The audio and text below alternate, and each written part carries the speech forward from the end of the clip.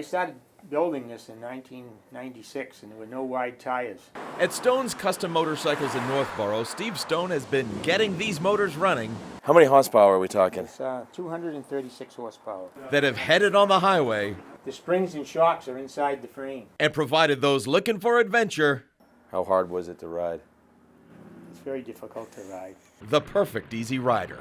Evidently, there was a lot of people out there that had seen the movie, and they thought those bikes were cool, and they didn't know where to get it done. It was back in 1970 that Steve started getting it done in the garage of his home, eventually moving to this permanent shop on Main Street.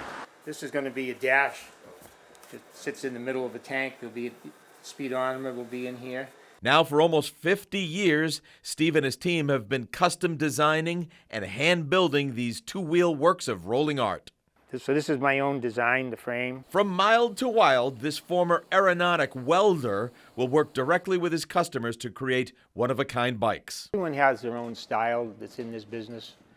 You know, most of our bikes people know they're our bikes by looking at them. To date, more than 400 of these locally made Thunder Chariots have rolled out the door at Stone's. And people would come in and they would see, like over here, a custom bike and they say, "Oh my God, where'd you get that?" You know, so we made it here, and then we'd get work from that. Steve admits times have changed a bit from the heyday of the early 90s when they were making more than 40 bikes a year. To make a chain guard, it'd be something like that. Today, more than half of their business specializes in customizing pre-manufactured motorcycles. Still, Steve says whatever comes their way, they're going to keep that heavy metal thunder racing, because at Stone's, they were born to be wild. Stone's is one bike away from making their 500th.